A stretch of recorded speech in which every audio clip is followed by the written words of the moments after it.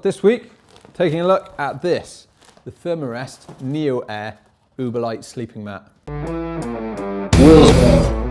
So I chose to include this in Will's World because I think it's a bit of a game changer. If you're into your long distance hiking or your fast packing, it's just so packable. It takes up absolutely no space in your backpack. At 250 grams, you won't find a lighter inflatable mattress than this. To put that into perspective, I'd say this weighs about the same as your average hamster.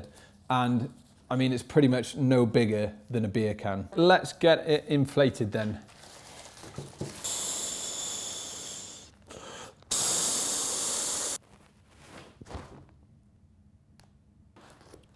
Genuinely feel a bit woozy.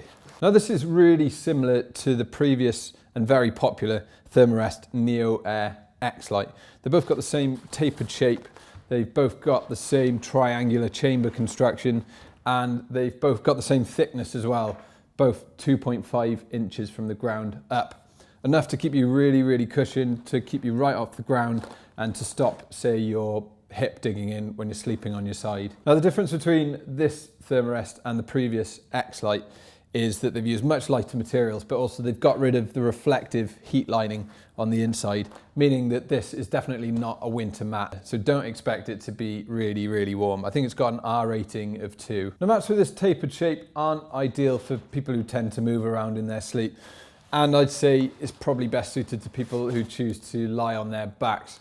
But I do sleep on my side and I've actually found this fine and had really good night's sleep with this. Well, it's only a 15 denier nylon, so it's pretty thin. The previous Therm-a-rest NeoAir was 30 denier, to put things into perspective. So it's a very thin material, but if you treat it right and if you look after it, I don't think you're gonna have any problems. I actually used this in a farmer's field with frozen ground, loads of rocks on the floor and stubbly bits of corn stalks, and it was fine. I just made sure that I never exposed it to anything too sharp. Now, if you puncture this, unfortunately, Therm-a-rest don't offer a repair service or they don't offer replacements, but it does come with a repair kit with the guidelines on what you need to do inside. I'm not gonna show you the packing up process. It's a little bit fiddly and my shed's a bit small for it.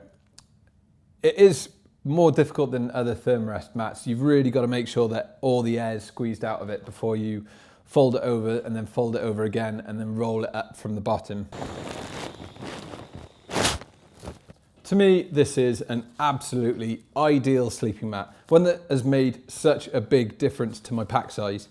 140 quid, quite a big investment, but if you're regularly going on long distance hikes or fast packing trips, probably a worthwhile one. So thanks for tuning in to another episode of Will's World. If you want to hear about more exciting gear and you want to hear about it every single week, hit that subscribe button at the bottom and you'll get a notification every time a new video drops. Still loads of air to get out of this. Things I do for my job.